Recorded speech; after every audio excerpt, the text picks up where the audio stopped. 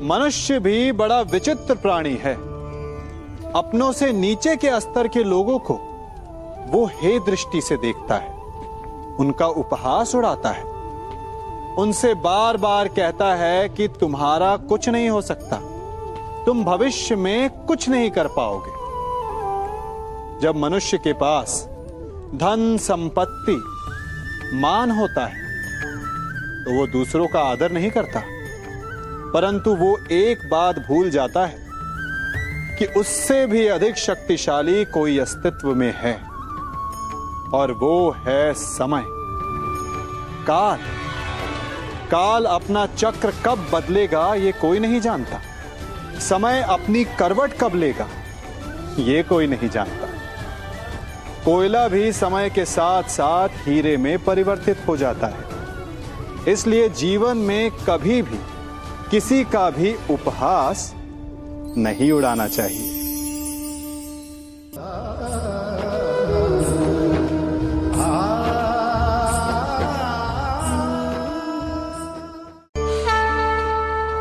गर्व,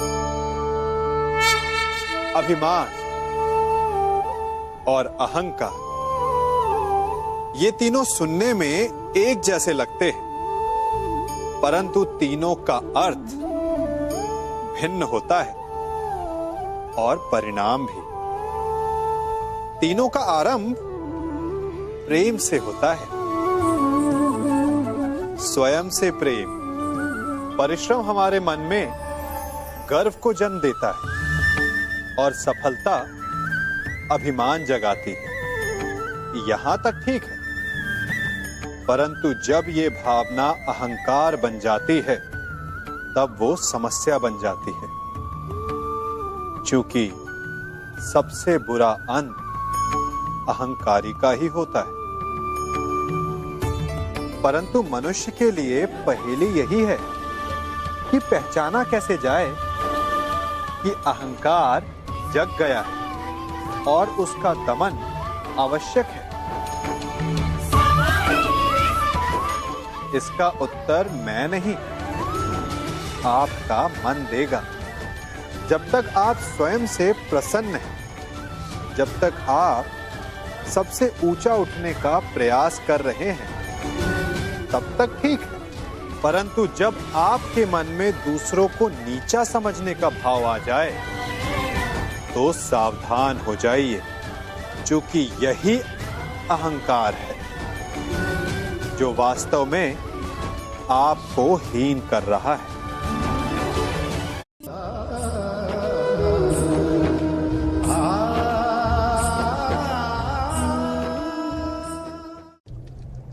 हमारा शरीर प्रकृति का एक महान आविष्कार है। इससे जटिल संरचना संसार में और कोई नहीं। हमारा शरीर जितना जटिल है, यदि इसे ठीक से जाना जाए तो इससे अधिक सरल ज्ञान देने वाला और कोई नहीं। हमारे शरीर में पंच इंद्रियां होती हैं जो हमें भाव, गुण और वस्तुओं का बोध कराती हैं। हमारे पास आंखें हैं, नाक है, स्पर्श के लिए त्वचा है, कान है और जीभा है। सबका भिन्न भिन्न कार्य है। आंखों से देखना, कानों से सुनना, नथनों से श्वास लेना, त्वचा से स्पर्श करना और जीभा से स्वाद लेना। परंतु क्या आपने कभी सोचा कि प्रकृति ने हमें 2 आंखें दी, 2 नथने दी, 2 कान दी, स्पर्श के लिए ये पूरा शरीर दिया, परंतु जीभा केवल 1 दी? ऐसा क्यों? क्योंकि प्रकृति चाहती है कि हम देखें अधिक, सुने अधिक और ज्ञान अधिक अर्जित करें, बोले कम। क्योंकि अधिक वाचाल नाश को निमंत्रण देता है। स्मरण रखिएगा।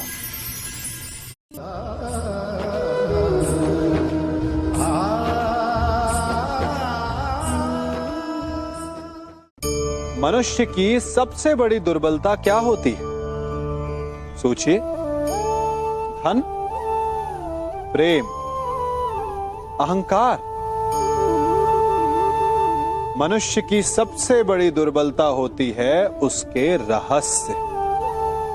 चाहे आप कितने भी शक्तिशाली क्यों ना हो, कितने भी प्रबल क्यों ना हो, परंतु उसके रहस्य उसके नाश की चाबी होती है। इसलिए यदि प्रबल रहना है, शक्तिशाली रहना है, समर्थ रहना है, तो अपने रहस्य को किसी को भी ना बताएं, ना मित्र को और ना ही शत्रु को, क्योंकि समय पड़ने पर कब कौन शत्रु हो जाए ऐसा कहना संभव नहीं।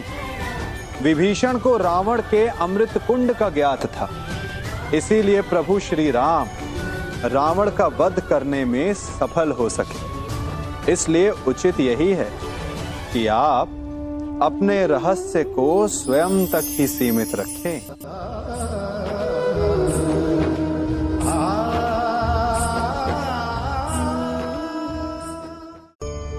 मनुष्य जीवन की परीक्षा में सफल होने के लिए क्या नहीं करता?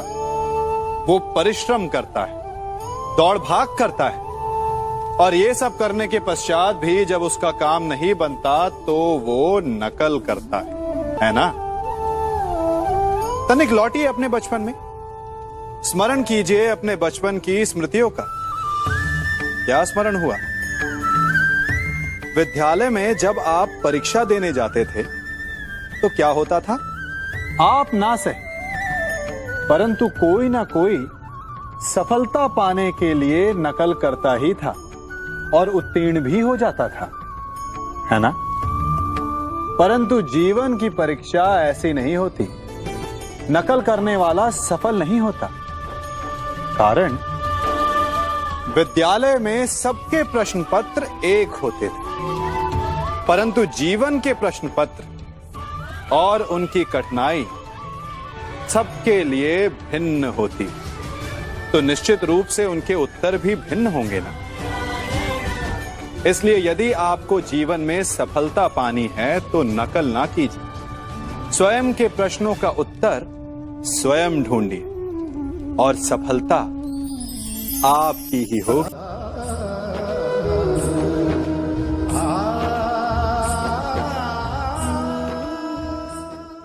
जब सागर का जल वाष्प बनकर उड़ता है तब वो हमें दिखाई नहीं देता।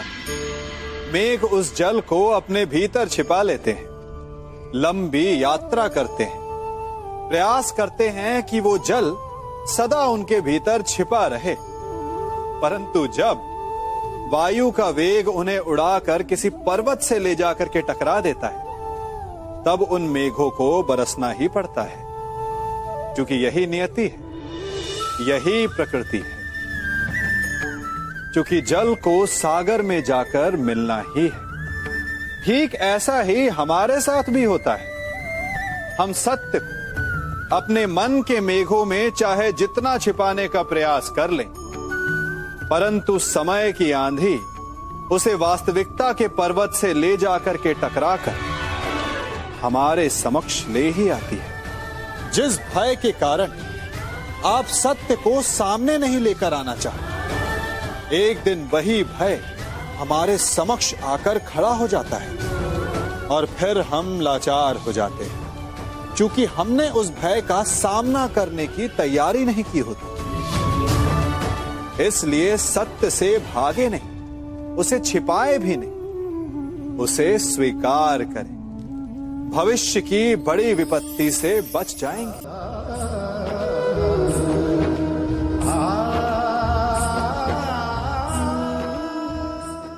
कभी कभी आप सबके जीवन में एक ऐसी विचित्र समस्या अवश्य आती है कि शक्तिशाली के समक्ष मौन हो जाओ। कि उस शक्तिशाली से विवाद करने से बचने के लिए आप मौन रह जाते। मानता हूं ऐसा करने से आप एक विवाद से बच जाते, एक संघर्ष से बच जाते, परंतु ऐसा बचाव एक बड़े संघर्ष को जन्म दे देता है। कैसे? हमारा मौन रहना अनजाने में उसका समर्थन बन जाता है और वो स्वयं को अधिक शक्तिशाली अनुभव करता है, और यहां से हमारा दमन प्रारंभ हो जाता है। एक के बाद एक हम अन्याय में अनचाहे रूप से सम्मिलित होते चले जाते हैं। तो इसका तोड़ क्या है? ये समझने के लिए ये जानना आवश्यक है कि ऐसी कौन सी बात है जो आपको विरोध करने से रोकती है। ये सामने वाले की शक्ति नहीं जो आपको रोकती है, ये आपके भीतर छिपा भय है जो आपको रोकता है। हाँ, कभी कभी भय आपकी सुरक्षा अवश्य कर सकता है, परंतु साथ साथ ये भी जानना आवश्यक है कि ये भय ही है जो आपको मौन भी रखता है। इसलिए अपने मन से भय को निकालिए और खुलकर अनीति का, अन्याय का विरोध कीजिए, और फिर देखिएगा आपका मन कितना मुक्त, कितना हल्का अनुभव करेगा।